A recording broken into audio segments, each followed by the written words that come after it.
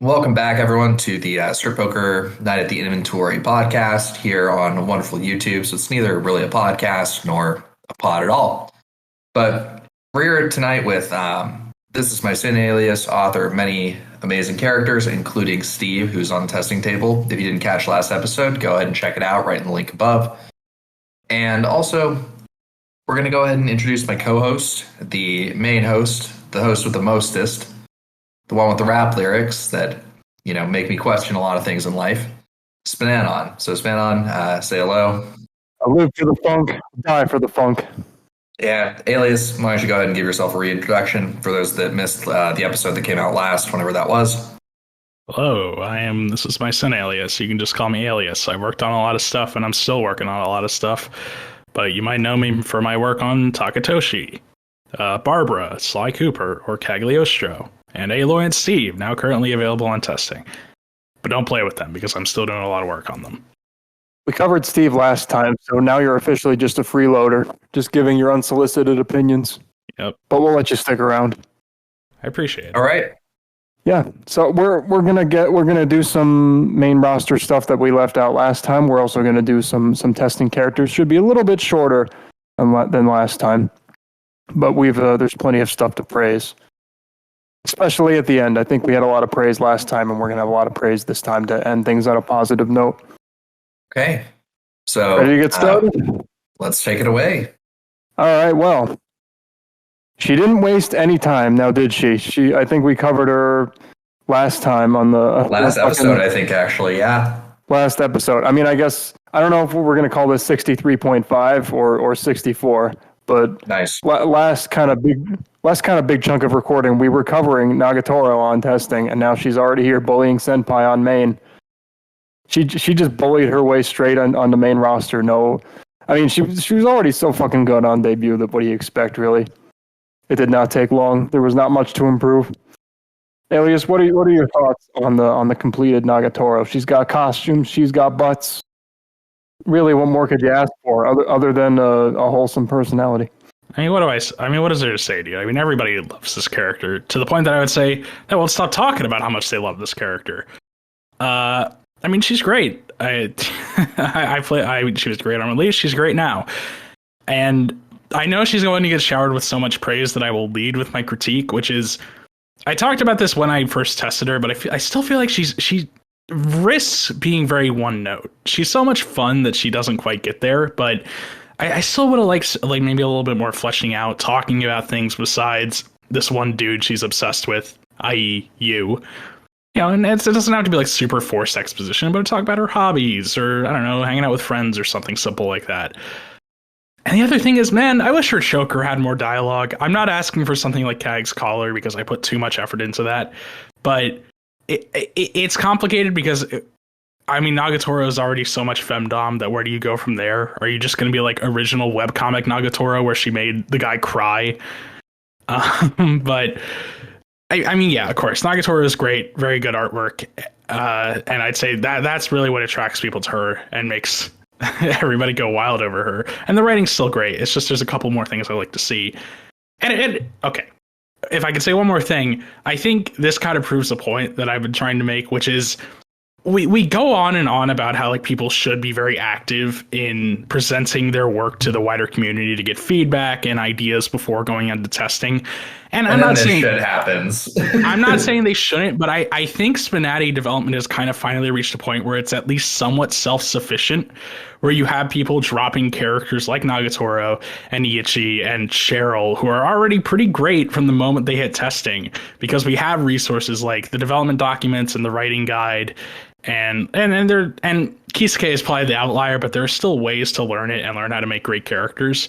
So I'm happy about that. I'm glad that we've reached a point where people can do these great things, and it's not as much of a pain in the ass as it once was. I think with Kisuke, you need to have some awareness of yes, this is doable. You can actually make her look correct. Yeah, and I guess these are the tools that you use. That's the other thing. Some people definitely have a leg up, in this situation, because they actually know how to do art. I'm not a fucking artist, so it's been a bit of a struggle. But if you already have a decent awareness of this kind of stuff, I imagine it is much, much easier. It's easy to write it off at first, like, oh, they must have done all this stuff in Photoshop.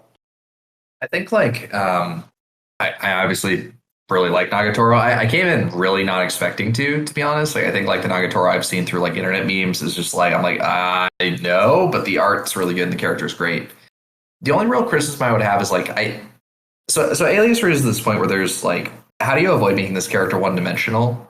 And in fairness, I think one of the challenges that comes with targeting her, having targeted her pretty extensively with like Natsuki, is like, how do you target her in a way? Well, Natsuki makes sense because she's also obsessed with the player, but for most people, it's like it's hard to target her in a way that you just have a discussion because she has to work player into those discussions. I think the big thing that I would love to see from her is like going out of her way, like she does this with Sucrose, is just going out of your way to target like other characters and like ask them about stuff as a means of like talking about your own character. I know that's like Talitar often is like, I really hate it, says this comment that's something effective. Like, I really hate it when someone targets my character and makes about their character, but I think that's great. Like, use like other characters to springboard your own dialogue and like have these discussions because it's like a two-way street.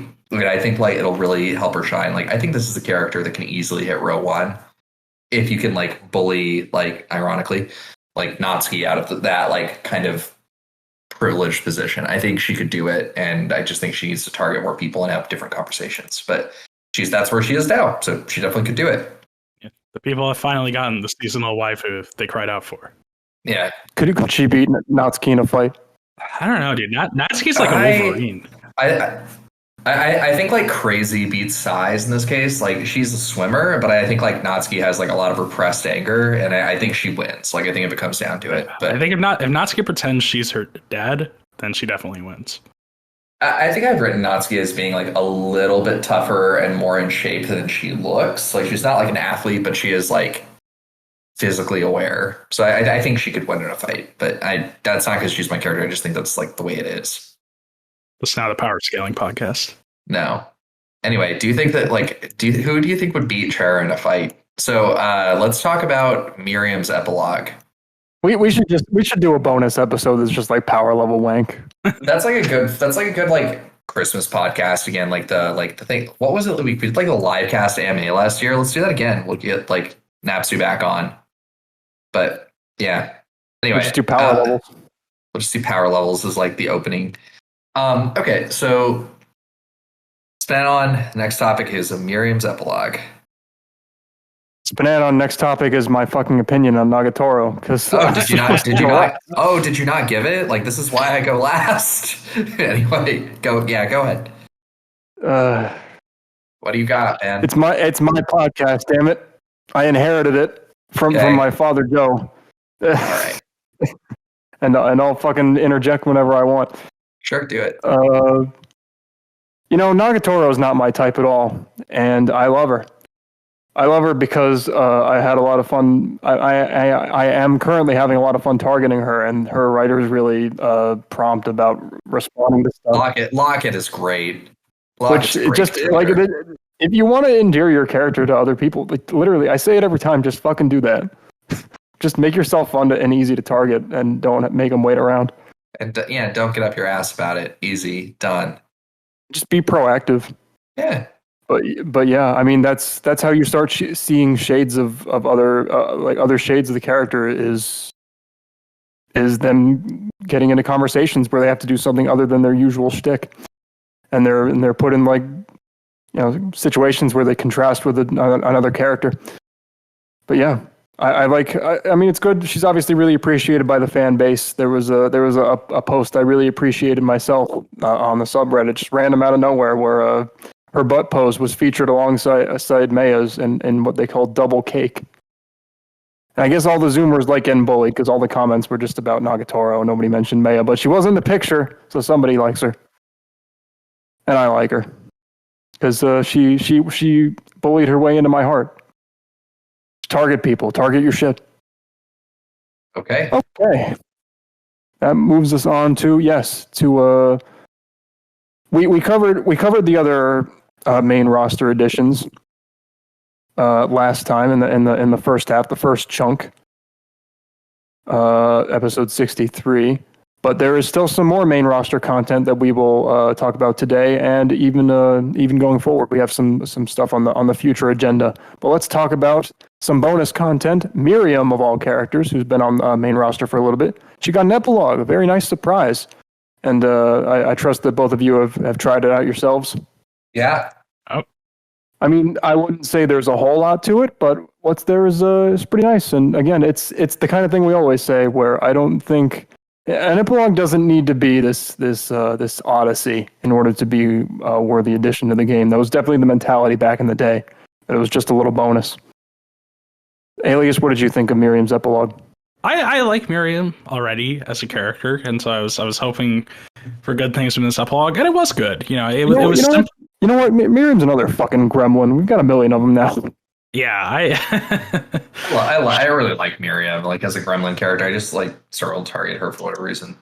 Too bad she wasn't in the Gremlins poster, but she was. I mean, I like Myriam a lot already. So when the fucking epilogue opens, I'd be like, by the way, there's gonna be like BDSM and like jack off instruction stuff in this. I was like, oh, all right, I can get into that, but.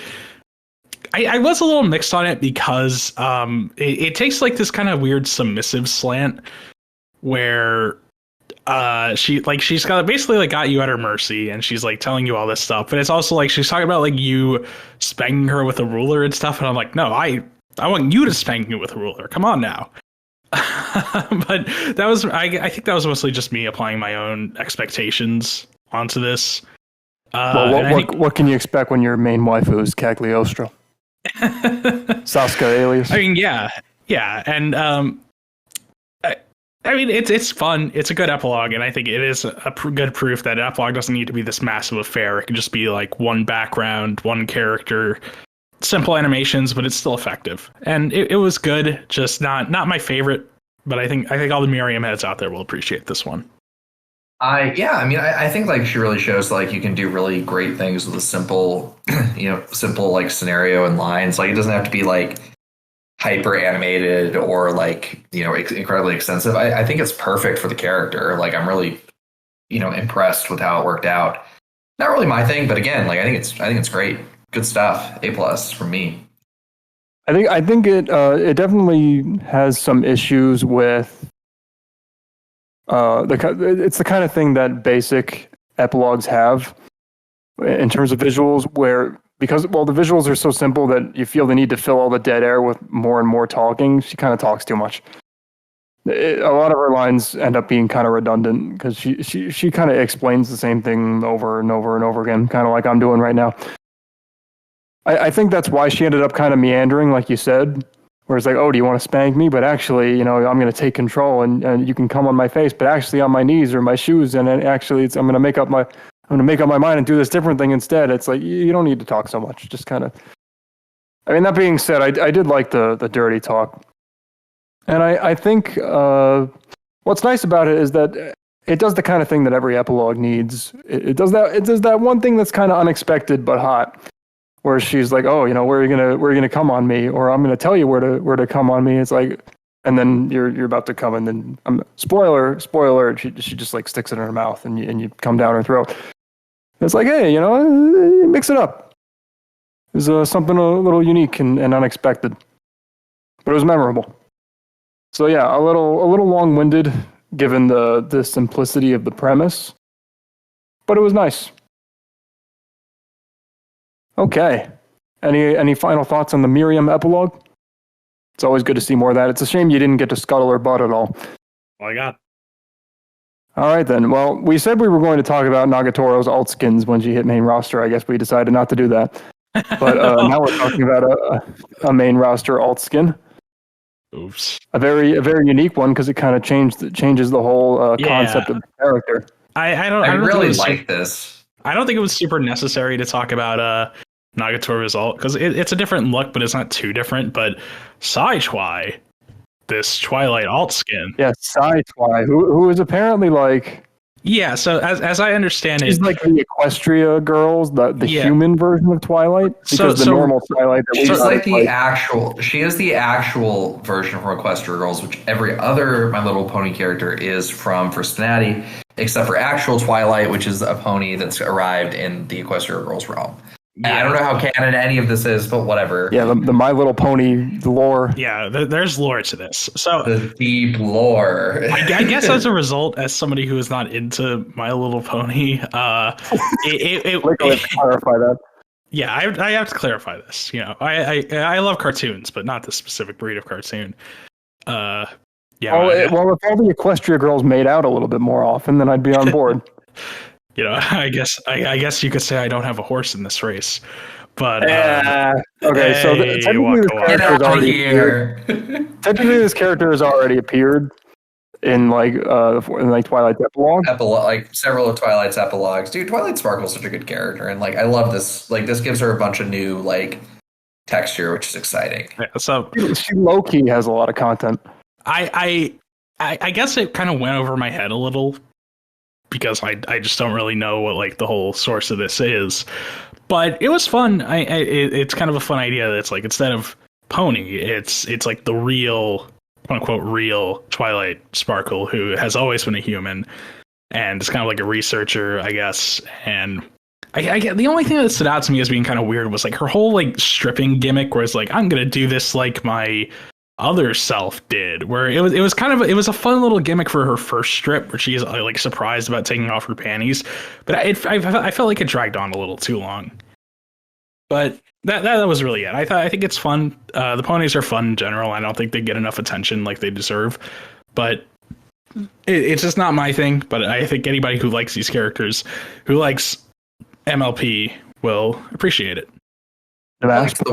Yeah, I liked the change in tone. I think so. I've always really liked Twilight Sparkle as a character, like in Spnanon, and I think like this new version of her is like more of like the interested librarian that you'd kind of expect rather than like the derpy fool. So she's great, and I think like the fact that she's kind of still constrained by like the situation she was in is nice. I really like Twilight Sparkle, and this like skin reminded me how much I liked her. So really exciting stuff. Looking forward to like probably targeting both the alt skin and the main skin shortly. So like in the lore of My Little Pony, Equestria Girls is like the Twilight that we knew that came in from the portal or whatever. Is she like the disgusting human Sona of the perfectly normal pony? Yeah, basically, it's yep. You figured Everyone it out. looks at her weird. It's like, ooh, 2 legs. What's up with that? Yeah, I mean, there isn't much to say, other than like, it's the curse of quality of the consistent quality that the Horse Cat puts out that I don't even feel the need to be like, yeah, of course it's fucking head and shoulders above most of the rest of the art in this game, on top of being like a really unique take on the character. It's like, yeah, of course. Why would it be anything else? Our only saving grace is that everybody plays with the Dokis instead of the MLP girls, so nobody realizes how much better at art he is than everybody else. That's the shame. If only we could shake the pony stigma. Yeah, that's what I was saying. These girls are super underrated, but they're really well made. They are. Oh, they're super good.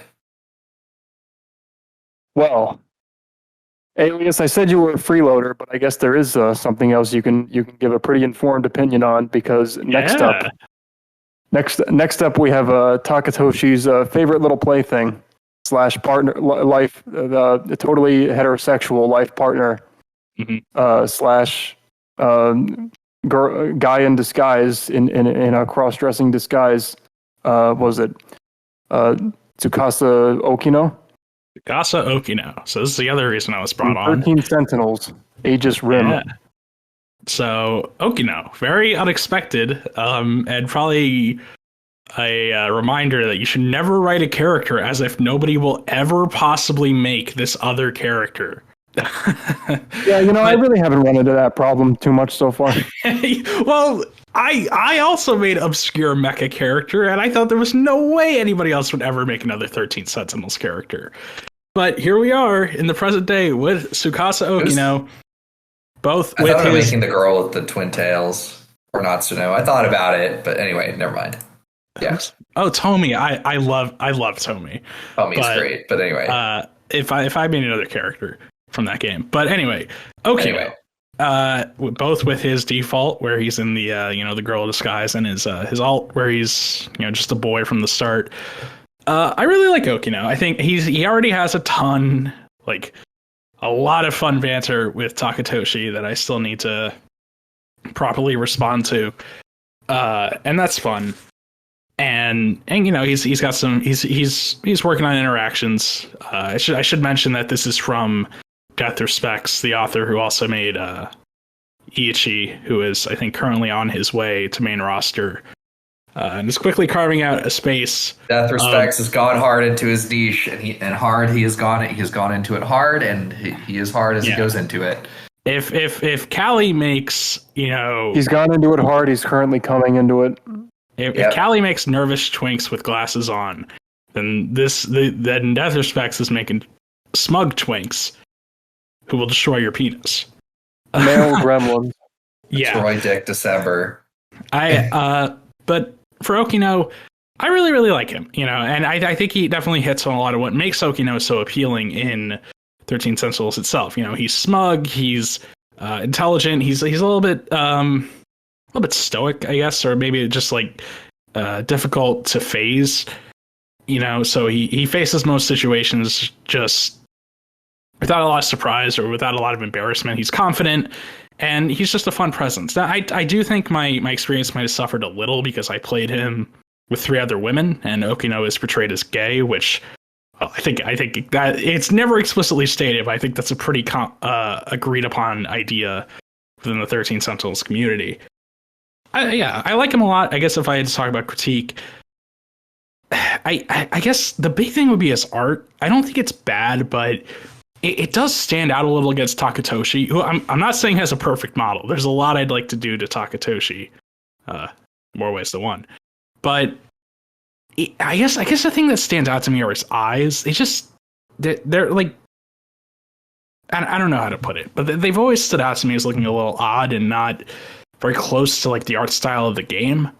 And his torso is very long. I know there's some comments about this, but that's also something I'd address. Maybe just make that a little shorter, increase the size of his legs. And I guess I would like to see his smugness come out a little more against women. I know it's he's not really gonna tease them in a sexual way because he's gay, but I think it'd make him a more fun presence. As it stands, he doesn't really be like, "Oh, I'm gonna steal all your boyfriends."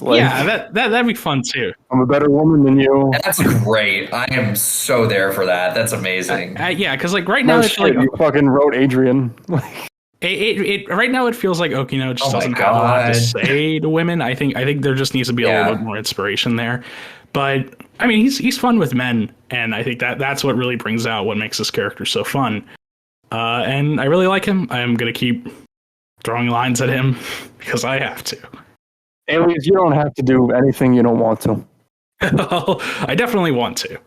I need to throw more targeted lines at him this way. Lately, I've just been busy and kind of a little bit not super focused on spnanon stuff. But I would definitely I think he's a great character, very suitable for the game. Death Respect just continues to earn my respect because he kicks ass at writing. And it's a lot of fun. Yeah, shit, man. I don't know what else to add except just he's a good character. He's not really my thing, but I really want to target him more.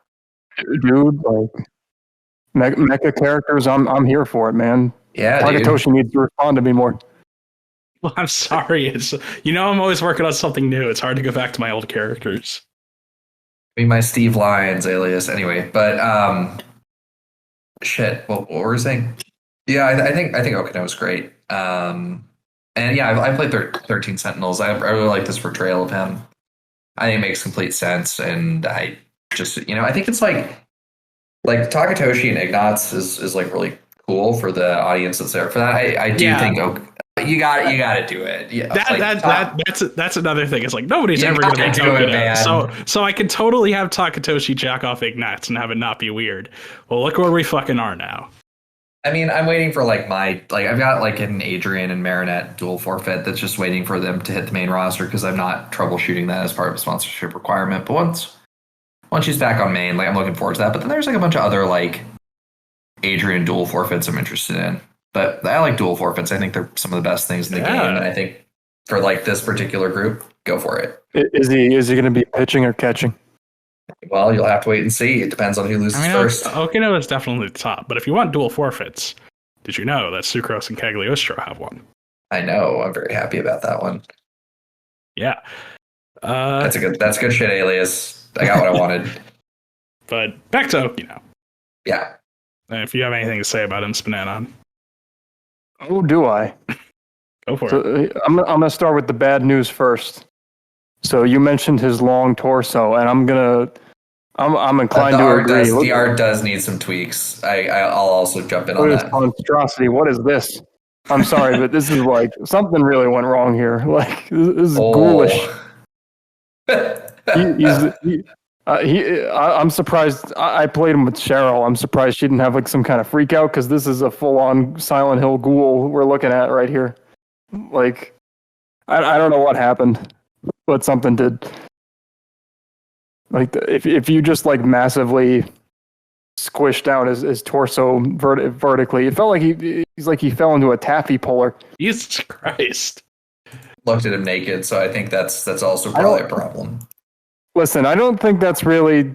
I don't think that's the meanest thing I've said. I mean, I said Arushale looked like she had FAS, so I don't think that's really it. I think Okino can handle a little taffy puller business. Fix that immediately. That was very off-putting. But everything else was really good. He is horny on main for dudes. I noticed that immediately, and he teases them very well. So yeah, he definitely doesn't have a whole lot to say to women. I think he could focus a lot more in general. Like he does the sexual talk well, but he kind of has the opposite problem that a lot of characters have, where most of them don't talk about sex too well. He's good at that, but everything else is a little dry. He talks about girls' clothes a bit and like 80s fashion somewhat, but there's like a ton of stuff he could talk about: future stuff, mecha stuff, retro stuff, and like all the way society has changed. And he really doesn't, not as much as I thought he would. There's a lot of like kind of dull chit chat in there. A lot of his lines are kind of long-winded. It's hard to keep track of them sometimes. Only other thing is, I'm not really sure how his gender reveal is supposed to work. Apparently, it's like on the first stage. I've given him criticism for this too, and I think he's working on clarifying it because it's just not obvious. Like apparently, the player's supposed to know it already, and then like the other characters don't. It does say on like the character select screen that he's male. Yeah, but he like introduces himself as Tsukasa Okino, so it's like, is that a unisex name? Like, no, Tsukasa's a boy's name. Yeah, it's weird. I think. Yeah, that was another thing I didn't really talk about, but I did think the gender, like having him being a boy, being like a reveal, I don't think that's a bad thing, especially because, well, Takatoshi fell in love with him because he thought Okino was a girl. But the way it's presented in Spinati doesn't really like jive with that because he's not really trying to pretend to be a girl. It's more you could honestly miss it. Yeah, and it's not like Chihiro who is presenting as female. No, he is a boy. He identifies as a boy. He is very honest about being a boy. So having his gender as female for that first stage just feels a little weird. That's what I was gonna say. Is Chihiro kind of did that already, the whole reveal thing. So it'd honestly be more unique if he's just like, hey, I'm a boy. I'm cross-dressing. It's not a big deal. Deal with it, bitch. I don't know. I targeted him like his first stage as if he was as if everyone knew he was male because like I thought that was how it worked. Mm-hmm. Imagine my surprise. All right. Well, we discussed sort of the self-sufficiency of brand new, fresh out of the gate Spinati devs and how they are finally starting to. People always warned about how rising standards would prevent people from ever making good characters out of the gate, and here comes fucking Lockett and Crab Fried Rice with just the best fucking Kisuke models you've ever seen in your goddamn life. Just completely shoot down that idea and prove that we all just needed to get good. Regardless of our own personal experience, because here comes Cheryl / Heather Mason from Silent Hill. Just totally shit on all of us because she is fucking cute as a button. Holy goddamn. Yeah, it's just really great. Alias, do you want to go first? I think I don't have a choice in the matter, but Cheryl, so yeah, I mean, the You could model go last is, if you really wanted to. I mean, I'll go first because I guess I probably have the least to say about this character. I mean, Cheryl, looks like a Blue Jay model. You could be fooled into thinking she was one. And she is really cute. And it's very well made, the hair in particular. I guess my only critique would be, feels like the outlines are a little inconsistent, especially when you contrast like her clothes, her jacket in particular, which has very, very distinct bold outlines. You compare that to something like the Kisuke defaults, like her shoes, and it looks a little weird. But It looks good. We should use bold outlines more. It works really well. I know, but it works so well that like when something doesn't have it, it stands out to me. And on that same note, it's like I'm basically operating on the presumption here that everybody knows Cheryl's model is super good. I don't have to talk about that. Instead, I'm going to talk about how her clothes, her hair, her face are so detailed that it stood out like a sore thumb to me when she got naked, and her body really didn't have that same detailing. Especially because in a game like Spnanon, that's really what matters most. She's got these very like Kisuke default boobs and stomach and chest area. She's got the pubic lines, which That's freckles. that's a pretty bog standard. Does she have? I did. It's. I mean, that's cute, but it's also like the game is so zoomed out that it's very hard to notice. They're small. And I guess she has like slight. What? It's all. We all know that it's justice that matters most. What? Yeah, Continue. I don't know where you were going with that. Wait, but what? What the fuck are you talking about? Continue. Okay. I guess she's got that shine on her boobs, but I don't know. I'm not going to be an asshole and be like, you have to make boobs custom 100% from scratch. If you do the horse killer method, I will literally kill you. But what I will say is that it sticks out to me that you have this model that's so detailed, and then I look at her her boobs, and they're like the same boobs I've seen a million times before. She's also very thick, like much thicker than I expected. I thought, I mean, the girl was like in a cult. I thought she'd be like a twig, but She's like the actual the canon model is kind of stringy, I think. Yeah, I was very taken aback by it. I mean, I like it, but also like, wow. What I'll say about her dialogue is I liked it. She's cute. She's kind of lively. It just felt like such a weird contrast when she would, she's a cute character, upbeat, trying to be friendly with everybody, but then she would start talking about like the super messed up stuff she's seen, like all about Silent Hill and being in a cult and everything. And at one point she was talking about like, I guess I used the name Heather by accident. I was like, no, you didn't. I went through the dialogue log and she didn't say Heather once before that point. I think that's like from when she when she just hit test. I think she started it like the game as Heather and then changes to Cheryl, and I think maybe the author removed that. And, yeah, that was another weird thing. It's like the whole Heather Cheryl thing. I don't know. I mean, I my only exposure to not only Cheryl but Silent Hill in general is from Dead by Daylight, where they're very upfront about that. And by the way, Cheryl alone pretty much got us to wholly change the tagging system so that Dead by Daylight characters can more consistently target each other, which I thought was funny. But I mean, I guess it somewhat makes sense because I know that Silent Hill has some more ridiculous elements, even if it's generally hidden behind like secrets and stuff. Like, there's fucked up like fetus monsters. There's like fetus monsters and stuff, but also Cheryl can dress up like as a magical girl with the whole transformation sequence. I don't know. I guess that's how you know it's a Japanese game. My point of view is that I haven't really interacted with her enough or given her enough time to like fully flesh out my impressions of her. But I've enjoyed targeting with her and Steve. I think she's a fun character. Maybe just a little more smoothing out of that horror aspect versus the character as you're trying to portray her would be nice. But I really like Cheryl, and she's a really great first effort. And I hope her creator keeps doing great things with her. Nmasp? I think Cheryl's great. Kind of echoing what you said, like I find like the sudden juxtaposition into like all the horror stuff to actually be kind of like interesting from the standpoint of just like it kind of makes sense from the perspective of like what the fuck is wrong with this person sort of thing, but it's also like very jarring and not done organically. So it'd be interesting to see what happens. There's also like, if you go into the editor, like the organization here is like actually really impeccable. And there's some really cool, there's actually some cool animations. I don't know if you guys saw this, but like if you go into the AnyHand, there's like a folder called Gender Dynamics, which is like if you play her with only male characters, that has some animations in it, which is kind of cool. Yeah, I saw that. The other things are like, she doesn't have a lot of generic dialogue, or at least it's like, it's not evenly balanced. But I think the personality here is cool. I think like Cheryl she has a lot of personality in like Silent Hill, but she's only in a very limited context, which makes her sort of like one of the Pokemon characters where there's like just not a whole lot to go on. Because whenever she's in conflict with someone, it's like explicitly like a murderous conflict. It's not like a like interpersonal conflict with like differing values. It's like strictly hostile the whole time. So compared to someone like Leon, who is like someone they want to save, like Cheryl doesn't really get that sort of stuff. Isn't there a lot of like gameplay in Silent Hill that's like you inspecting things and she has like an inner monologue about it?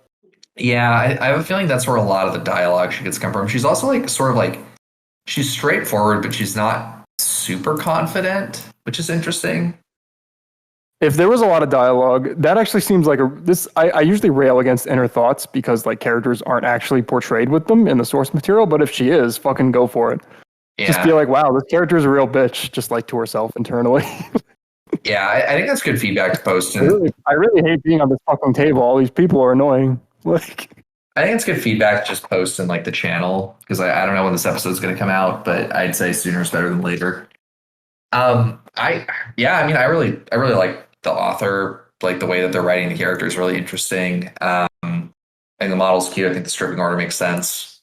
I think the freckles are really cute. I think she's like just like very adorable while also not being like ooh woo moe. I think she's really cool. I really like Cheryl. Like she's a really excellent release. I think like I was raving about Caitlin. I really liked Steve. Cheryl's really excellent too. But like, yeah, damn, what a strong opening, especially considering like how weird of a character like Cheryl could be in. Like picking a Silent Hill character for like a strip poker game is like, it feels a little sadistic. You know what I mean? You know what I mean? It's like oh yeah.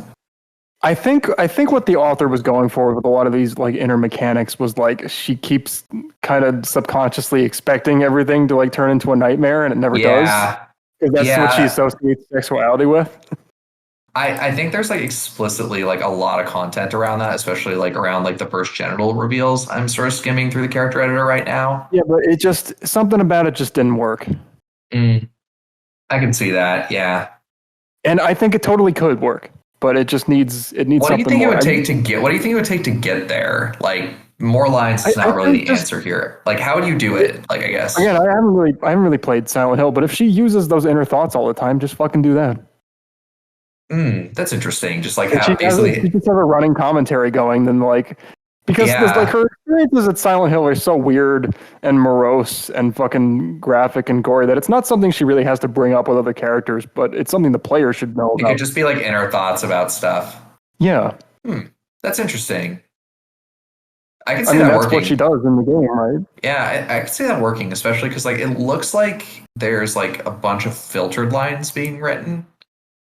So maybe that's like the right place to do it, because it seems like the criticism, and I share this criticism, is there's like a lot of generics. Like the generics are still pretty much what plays, and I think like you do need to have strong generics, but like using filtered lines to kind of explore that inner monologue seems like it would make her a really interesting character, as long as you don't overdo it and make it so she doesn't interact with the table, which I think is like a concern. Yeah, I mean that's what targets are for, because the creepy cult stuff. It is kind of weird to bring that up in generic lines. Oh my god, like dude, you can do it in targets just fine. You don't really want to put on a bad hand line. Is that, hey, this reminds me of the time where I fucking puked up the bloody fetus of God.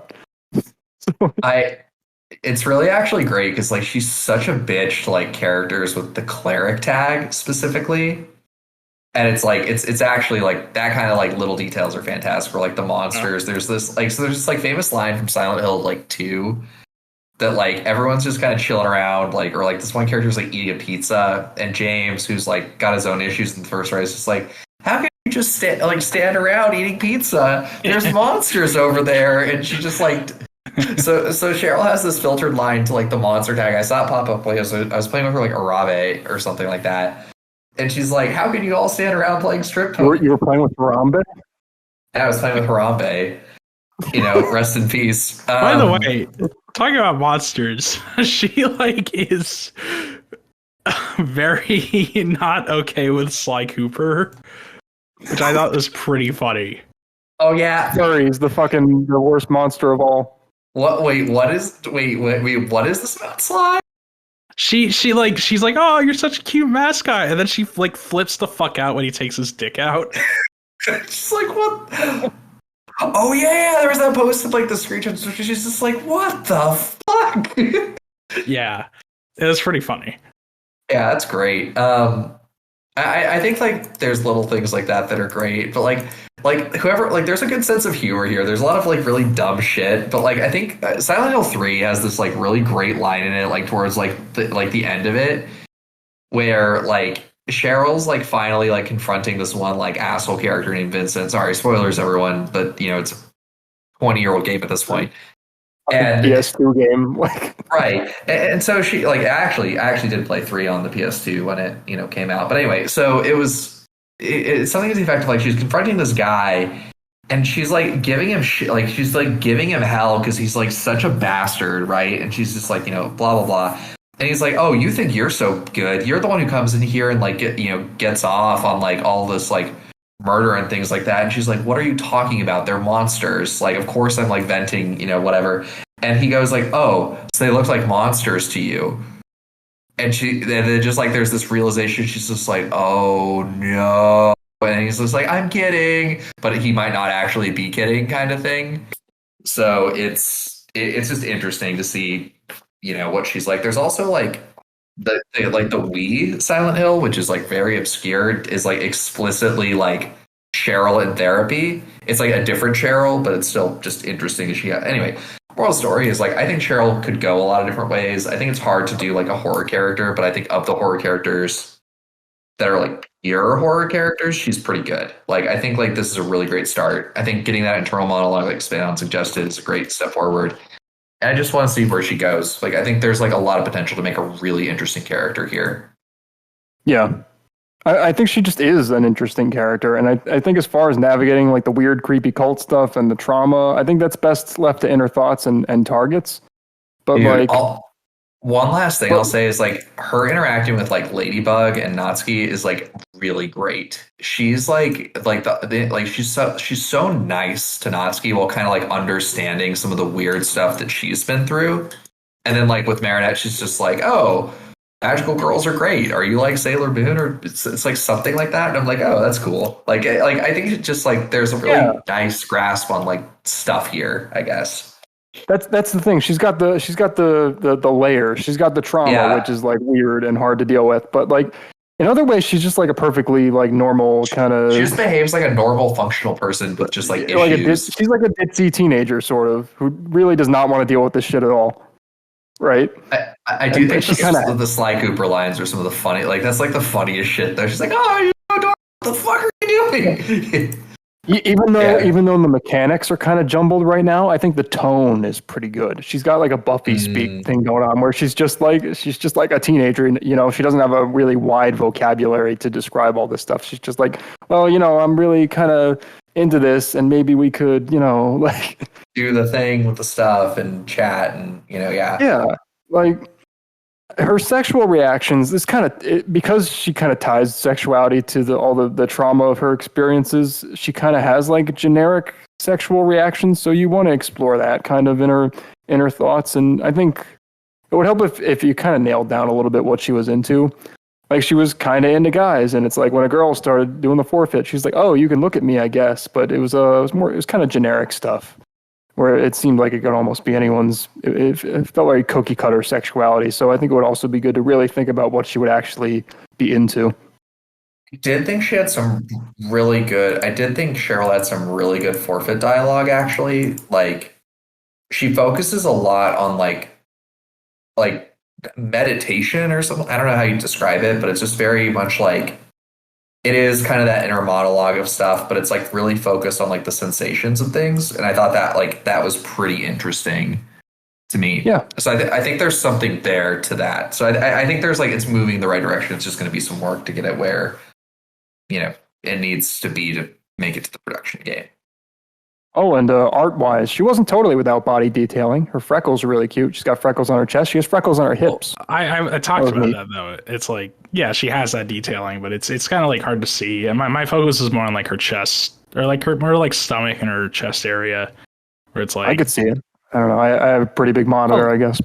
It's like in the middle Humble of the brag. game. Yeah. Sorry, but my monitor isn't as big as yours. You got big monitor energy. My huge pulsating CRT. Let's see. I mean, it's like obviously the art is great. I'm just like if you wanted to make this even better, here's where maybe I would focus. But I mean, I haven't said a whole lot. Bold crotch lines are always good. You know what Nagatoro does that's really nice that I wish was default and all characters should do it is have I like to call them the little butt chunks that you can like see through her thighs, like from the front. You get a little peek of like the butt cheek on the opposite side. That's good stuff. I'm gonna find a pose where she does that. I do think like this is my biases at play, but she is a little thick. Like I think Alias is something effect. Like she's a little thicker than I'd want her to be, but she's very thick. I wasn't expecting it. I mean, I like it, but she's been working out since like Silent Hill, I guess. Her thighs. It's. See, I know Nagatoro's got that visible butt cheek from the other side. Sure. Every character should do that. That should be default. Get on that poster. Yeah, it's fine. Yeah. So like, I kind of excuse the thickness on Cheryl a little bit more because it's a 3D to 2D translation, so you had to take some liberties anyway. I'll just say that Skinny and Slender was definitely more the style in the PS2 era. You know what? She's been recovering from her depression. She's been eating more, putting on some weight. Good on her. Yeah, I respect Fair it. enough. Easy. She's been having a lot of ice cream nights. Yeah. Well, it's also like she also has like no parents anymore, so it's kind of like, well, that you know, who's gonna stop her? Yeah. Like it's actually like the Dead by Daylight story. I was like reading up on this because I was like trying to target her with Leon, and like Cheryl is both like an incredibly good person and incredibly competent, but also just like she can be fucking mean when she wants to be, and it's great. But so apparently like the canon for like the Dead by Daylight storyline is like after Silent Hill, like she just like doesn't go to college or anything. She just goes and gets a fucking job as like a phone counselor for like at-risk teenagers or something like that. And then she gets like sucked into Dead by Daylight. So it's just like, wow, you've just had like your existence has been like completely terrible because she's like pain. No, because she's been like the reincarnation of this like tortured child, basically. I know. So like he was doomed from the start. Yeah, it's just like Jesus Christ. You're like this is like you and like fucking Ichi. Fucking girl. You and Ichi and Natsuki can go have like a fucking therapy session in the corner. Like the rest of us are gonna jerk off, but you just go get some fucking ice cream and some cigarettes and just chill out for a while. I don't know. I really want to see more of this character, which is like, I don't know, that's like my highest praise, where it's like, I really like the character as is, and I do think that this podcast has gotten some good action items. I would say for like, I would go drop those in the channel right now, just because like, it could be a while before this one comes out, and I do think that like, she's entering that state where it's like, if this is like a new author, it might be, you know, getting some more feedback in is going to keep them going. So I'd say go drop those in there and, you know, continue to, you know, sponsor our newest creators. Because like AG got a really strong response and Death Respects is still here. You know, Alias has just been knocking it out of the park since day one. And, you know, we've never lost him yet. You know, Maya is just like fucking nuclear fusion. She just sustains herself at this point. Yeah, I'm stuck here forever. Yeah, there's a way out. Cagliostro, Leon, dual forfeit when. I sustain her, goddammit. I'm fucking shoveling uranium into the reactor. Yeah. I'm a bio robot. Just keep doing Cagliostro things. I know I want to, but I really have to get Aloy and Steve off testing. I know. Give me more Steve lines, Alias. Anyway, it's like you can do no wrong, except like you've done it too well. And now you've got like dude, like I don't know. It's like between me and like my wife, you're just getting it from every angle. So, But enough about my penis. yes, but enough about my penis. Let's, thanks for coming on. It's time to end. We got dude. It's time to end episode 63.5 and or episode 64. I don't really know what to call it. We should probably just give up the whole 0.5 thing at this point when they're going to be this small.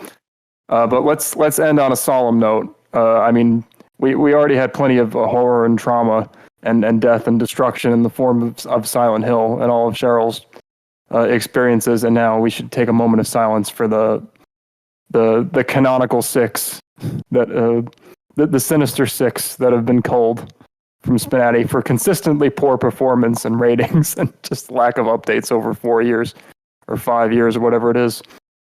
These characters, they've been completely untouched in that time, and it shows. We have Meg from Dead by Daylight, right after right before the whole Dead by Daylight craze, the explosion and the tagging snafu. She was does anyone have any thoughts on Meg? Any memories? I played a game with her once. She kept calling everything poop, so that was enough for me. I mean, honestly, I have no idea how much of a character Meg even is in Dead by Daylight, so you really had an uphill battle from the start. Apparently, the original cast wasn't good enough because they started bringing in crossover characters. I guess she didn't light the world on fire. I think a lot of the original DVD characters were not that interesting to begin with because they're all just horror movie archetypes. But Meg's okay. I think it would be great if she got an update. I think there's room to her. Well, what I'll say is Meg players in DBD are always assholes, so I think that should be translated if she ever gets an update. Dude, yeah, agreed. Then we have the character that you absolutely could not ignore, Aimee Matchlock, the assault rifle wielding cowboy / Indian / Brooklynite who should actually be having a sniper rifle. What a good character. Who shot off all of her own clothes and has the honor of the most fucking targeted lines to her of all time because just everyone targeted it. Yeah, Aimee is fun, but I feel like any of my affection for her has been ruined just by overexposure. She's just the OG. She was the herald of every target or every stripping stage needs an obnoxious gimmick, and it was cool when she did it, and then everyone did it, and then it kind of ruined her for everyone. Yeah, I mean, of the characters who got culled, I definitely think she's probably the best. Oh, I'd say so. She has clever lines even today. Yeah, she's fun, but just very Underscore is a really, really good contributor. He just really, really, really talented individual. Never would have made Sly Cooper without him. Yeah, he's a smart guy, and I'm glad he's still around in some capacity. But she's definitely a product of her time. Aimee. She probably didn't need to go, but it's also not fun to target her. It's for the best. We needed some kind of criteria that wasn't just let's get rid of the characters we don't like. I mean, I'm perfectly fine with just getting rid of the characters we don't like. I don't know whoever said we were objective. No, Buffy must survive. All right. nmasp, you can tell us all about Maud's objectivity. I'm completely without bias. Absolutely. I'm not a mod anymore, though, so I can't speak to the reality of things today. Speaking of relics of a bygone age, boy has Harry Potter as a franchise just not had a good last decade. Hermione Granger, come back to us. Everything has gone wrong for Hermione since she was added to the game. It's so man. This was once front page material, and then Hermione Granger, the rework is just right there, dude. It's right there. She was all set to go. We were rock hard. We were edging, and then you just blue balled us. You just took your hand straight off the cock. No, he's got a point. What happened there? I don't know, Well, dude. I think she got canceled almost as hard as J.K. Rowling. Oh no. I think that was like a threefer, right? Like I think like Hermione Granger like leaving like the testing roster was like it was like the end of Mouse, the end of Thursdays, and basically the end of Seward. So it's like that was like a triple kill, wombo combo. And now even we just had to stare at the original. She just like, I'm back, bitch. It's like the deformed Horcrux version of Hermione. And now she's dead. Yep, dead forever. Just like the Harry Potter franchise. We wish. If only. That's a product of its age. My God, talk about the millennial fantasy. At least Emma Watson is pretty cool. Remember when there was like when fiction had like hope for the world? It's like, oh yeah, girls are going to move up in the world if they just do their homework, and the men in their fields will accept them. All right. Was that getting a little too heavy? Yeah, a little bit. Maybe a little bit. That's the real magic of Harry Potter is a meritocracy. It's just like, well, we have this oppressive system of things. I'm going to go become a cop. Thank you, Harry Potter. High school jock. Pretty much. Who with a wealthy inheritance. Yep. Speaking of go-getter millennial girls, here's Kim Possible with possibly a worse model. This is like the last remaining vestige of like Joseph Cantel. Oh, wait, no, Dilettante did Kim. I think Hermione was Joseph Cantel, the original creator. Like all traces of his work are gone from the game now. Rip. But Kim was another victim. Her and Shego. Now officially she gone. Kim was kind of whatever. Even though she had a lot of epilogues, that was cool. I always liked Shego. Yeah, actually, I actually think Shigo's model has not aged very poorly. Like, obviously, you could do better nowadays, but like of these characters, I'd say she definitely has like okay, for old Spinati, her model is definitely above average.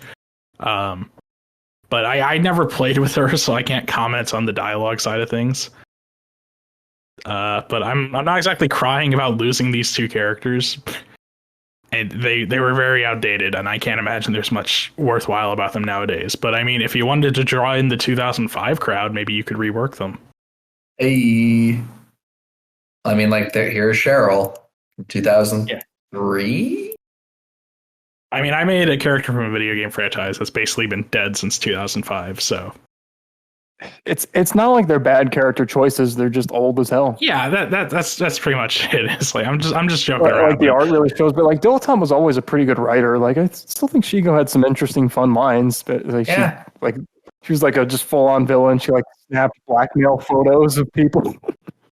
Yeah, putting you in a cringe collection. Maybe don't do that today. But it's a different time. And now, all right, guys. For the man. Now it's time for us to wrap up. The legend. The Xander. The most heartbreaking loss of them all. Here he is, living on in spirit in the form of Steve. Zimbabwe, officially the Republic of Zimbabwe, is a landlocked country located in Southeast Africa between the Zambezi and Limpopo rivers, bordered by South Africa to the south, Botswana to the southwest, Zambia to the north, and Mozambique to the east. Yeah, if we could just have a moment of silence for Xander and then not say anything after that, I think that'd be pretty appropriate.